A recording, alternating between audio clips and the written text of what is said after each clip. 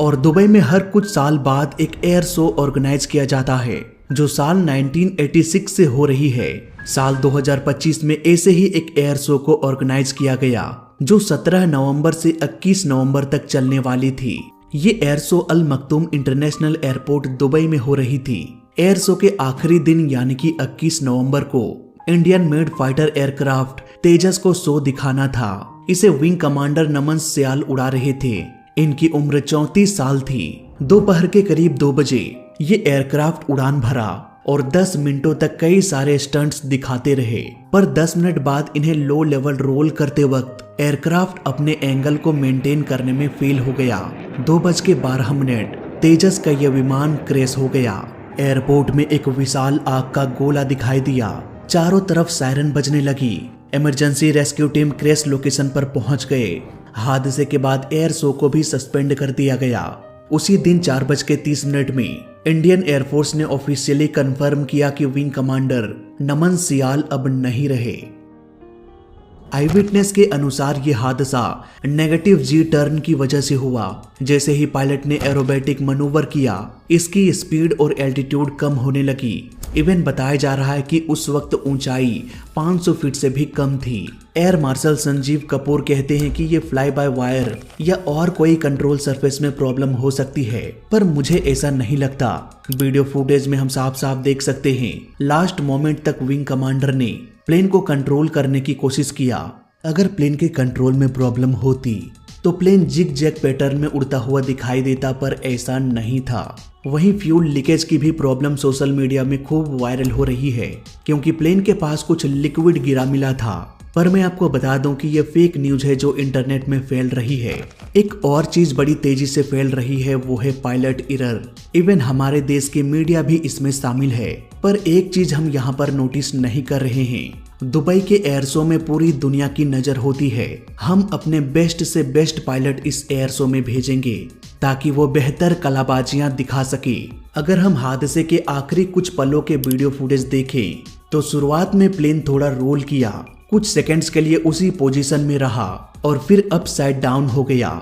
इसी दौरान तेजी से एल्टीट्यूड कम होना शुरू हो गया। इस तरह के स्टंट में एल्टीट्यूड बहुत बड़ा रोल निभाता है जब प्लेन को एक सर्कुलर पाथ बनाते हुए फ्लाई करना हो तो, क्योंकि जितना बड़ा सर्कल होगा प्लेन उतनी ही आसानी से स्टंट कर पाएगा। वहीं एल्टीट्यूड जितनी कम होगी उतनी ही अधिक संभावना होगी कि वो ग्राउंड से टकरा जाए। और सबसे बड़ी बात यह है कि इस तरह के स्टंट को करने में पायलट को हाई जी फोर्स का सामना करना पड़ता है। इसके बारे में मैंने पोलैंड में हुए हादसे के दौरान भी बताया था। एक प्लेन को सीधे स्ट्रेट लाइन में उड़ाने के लिए प्लेन के वजन के बराबर लिफ्ट जनरेट करना पड़ता है जो प्लेन का विंग्स करता है। इसे हम वर्टिकल लिफ्ट कह सकते हैं। लेकिन जब प्लेन रोल करता है तो लिफ्ट का एक पार्ट टिल्ट हो जाता है। इसे हॉरिजॉन्टल कंपोनेंट ऑफ लिफ्ट कहा जाता है। इन दोनों फोर्स के विपरीत सेंट्रीफ्यूगल फोर्स और रिजल्टेंट लोड ऐड हो जाता है। ऐसे केस में अगर प्लेन के लिफ्ट को बढ़ाना है तो पायलट को प्लेन के नोज को थोड़ा ऊपर करना पड़ेगा। साफ शब्दों में कहें तो अगर प्लेन को 60 डिग्री में मोड़ देते हैं तो हम ऑलमोस्ट 2G फोर्स को एक्सपीरियंस करेंगे। 2G फोर्स में हमें ऐसा लगेगा कि हमारा वजन 2 गुना हो चुका है। 4G फोर्स में वजन 4 गुना हो जाएगा। यानी आपका वजन अगर 60 kg है तो आपका वजन बढ़कर 240 kg हो जाएगा। यहाँ पर सबसे बड़ी दिक्कत ये होती है कि हमारा शरीर 1G में फंक्शन करने के लिए बना है। इसी G फोर्स में हमारा दिल धड़कता है, दिमाग तक खून पहुँचता है। लेकिन जब fighter pilot high G force को एक्सपीरियंस करते हैं तब बॉडी का सारा खून पैरों में चला जाता है, दिमाग में ब्लड पहुंच नहीं पाता।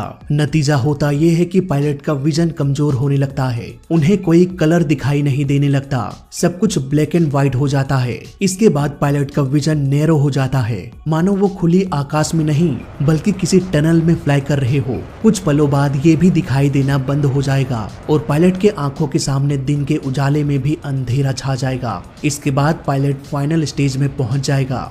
यहाँ पर वो अपना कॉन्शियसनेस खो देंगे। सांसें तो चलती रहेगी पर उनका शरीर मानो कोमा में चला जाएगा। इसके बाद प्लेन बिना किसी कंट्रोल के उड़ता रहेगा। अगर बीच में पायलट को होश आया तो ठीक है, नहीं तो ये कहीं क्रैश हो जाएगा। इस सिचुएशन को कहा जाता है जी लॉक। तो क्या ये पायलट एरर था या कुछ और? इसे समझने के लिए मैंने तेजस का इतिहास और मैन्युफैक्चरिंग पर डिटेल एनालिसिस किया। MiG-21 1963 से भारतीय सुरक्षा में अहम योगदान देते आया है, पर साल गुजरने के साथ साथ ये आउटडेटेड भी होता गया और धीरे धीरे रिटायरमेंट के कगार में आ गया। ऐसे में 1995 तक भारत को फाइटर प्लेन्स की जरूरत पड़ने वाली थी, इसलिए साल 1983 से ही एक लाइट कॉम्बैट एयरक्राफ्ट बनाने का प्लान बनाया गया। 1984 में एरोनॉटिकल डेवलपमेंट एजेंसी एस्टेब्लिश किया गया और ये हिंदुस्तान एरोनॉटिक्स लिमिटेड के साथ मिलकर एक ऐसे ही एयरक्राफ्ट को बनाने वाले थे जो हल्की हो, जिसमें fly by wire control system हो। 1990 में इस प्लेन का डिजाइन बनकर तैयार हो गया। उस वक्त जो इसका डिजाइन वेट था उसके हिसाब से general electric F404 engine enough था। ये approx 85 kilo Newton thrust produce कर सकता है, लेकिन इसके बाद में काफी दिक्कतें आ गई। जब ये एक्चुअल में बनकर तैयार हुआ तो इसका वेट बढ़कर 6.6 टन हो गया। अब यहाँ पर डिजाइन वेट कितना था इसके बारे में मुझे इंफॉर्मेशन कहीं भी नहीं मिला। जहाँ तक मुझे जानकारी मिली उसके हिसाब से इस प्लेन का डिजाइन वेट 5.6 टन था, लेकिन जब ये बन के आया तो 6.6 टन हो गया, यानी कि अप्रोक्स 1 टन वेट बढ़ गया होगा। लेकिन इतना वेट बढ़ने के बाद भी सेम इंजन को ही इंस्टॉल किया गया। इंजन में कोई भी फेरबदल नहीं किया गया, जबकि 5.6 टन के हिसाब से general electric F414 engine best होता, जो 98 किलो न्यूटन थ्रस्ट प्रोवाइड कर सकता है। अब क्योंकि F404 इंजन का इस्तेमाल किया गया, इसलिए पावर के मामले में ये थोड़ा कमजोर रह गया। इसलिए बीते कुछ सालों से तेजस को मार्क 2 में अपडेट करने की बात चल रही थी। अब यहाँ पर आपको लग रहा होगा कि मैं इंजन पर जोर क्यों दे रहा हूँ, तो देखो, किसी भी प्लेन में उसका इंजन बहुत बड़ा रोल निभाता है। चाहे स्पीड की बात हो, डॉग फाइट की बात हो या फिर स्टंट करना हो, हर प्लेन में कुछ ना कुछ नेगेटिव पॉइंट्स होता है, लेकिन अगर इंजन पावरफुल रहा तो सब कुछ मैनेज हो जाता है। तेजस का डिजाइन डेल्टा शेप में है, इसलिए विंग्स का फैलाव भी बहुत बड़ा है। ये बड़ा विंग प्लेन को और अधिक लिफ्ट प्रोवाइड करता है। अधिक फैलाव के कारण विंग्स पर भी लोड कम पड़ता है, क्योंकि विंग्स का लोड पूरे प्लेन में डिस्ट्रीब्यूट हो जाता है। Delta wing high angle of attack में भी हेल्प करता है। अचानक से ये ऊपर जा सकता है, नीचे भी जा सकता है। वहीं इसका टर्न रेट भी 30 डिग्री पर सेकेंड है, यानी कि ये फाइटर प्लेन 1 सेकंड में 30 डिग्री मुड़ जाएगा और लगभग 3 सेकंड में पूरा 90 डिग्री मुड़कर ये दूसरे डायरेक्शन में निकल सकता है। लेकिन यहाँ दिक्कत ये होती है कि जब ये मुड़ता है तो लार्ज विंग के कारण ड्रैग बहुत अधिक बढ़ जाता है। ड्रैग बढ़ेगा तो प्लेन का स्पीड कम होने लगेगा और ऐसे में एल्टीट्यूड भी कम होना शुरू हो जाएगा। इसलिए इस तरह के प्लेन में एक पावरफुल इंजन होना बहुत जरूरी हो जाता है। इसके अलावा इस प्लेन का sustain turn rate almost 16 degree है, यानी कि बिना स्पीड और एल्टीट्यूड लॉस किए अगर इसे लगातार मुड़ना है तो वो मैक्सिमम 16 डिग्री तक मुड़ सकता है। जबकि F-16 राफेल जैसे प्लेन का STR 20 से 22 डिग्री पर सेकेंड होता है। एक प्लेन का STR जितना अधिक होगा वो उतनी ही जल्दी मुड़ सकता है। तेजस का STR कम से कम 20 डिग्री पर सेकेंड होना चाहिए था। इतने सारे कमियों के बाद नो डाउट तेजस भी एक बेहतरीन फाइटर प्लेन है। इसका फ्लाई बाय वायर कंट्रोल बहुत अच्छा है, इंस्टेंटेनियस रेट बहुत अच्छा है, पर कहीं न कहीं ओवरवेट की वजह से सस्टेन टर्न रेट में गड़बड़ी हो गई।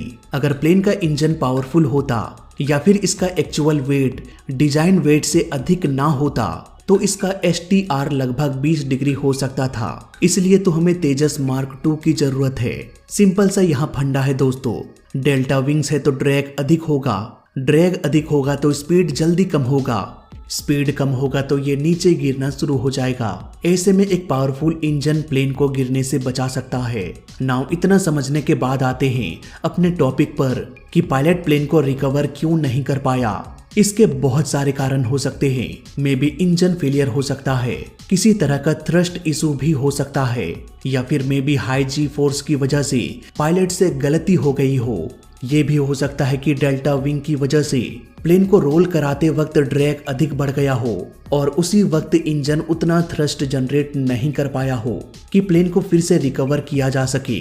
सच क्या है ये इन्वेस्टिगेशन के बाद ही खुलासा हो सकता है, लेकिन सेफ्टी इश्यूज के कारण ये सारे रिपोर्ट्स पब्लिक नहीं की जाती। लेकिन फिर भी इन्वेस्टिगेशन से पहले हमें पायलट एरर के कंक्लूजन में नहीं जाना है। ये बात और है कि इन्वेस्टिगेशन को पब्लिक नहीं किया जाएगा, लेकिन हम चाहते हैं कि इसकी निष्पक्ष जांच हो। अगर पायलट एरर भी हो तो क्या वजह थी जिसके कारण पायलट एरर हुआ, उस वजह को सुधारना पड़ेगा। तेजस का टेक्नोलॉजी जहां भी कमजोर पड़े उसका पता लगाने के लिए उसे और बेहतर बनाने की कोशिश किया जाना चाहिए। फिलहाल मैं आपको बता दूं कि तेजस मार्क 1 को अपडेट किया जा रहा है ताकि जिन कमियों के बारे में अभी हमने डिस्कस किया उसे सॉर्ट आउट किया जा सके। फिलहाल इस वीडियो में अभी तक के लिए बस इतना ही। तो मैं मिलता हूँ आपसे अगली वीडियो में, तब तक के लिए देखते रहिए और सीखते रहिए। जय हिंद, वंदे मातरम।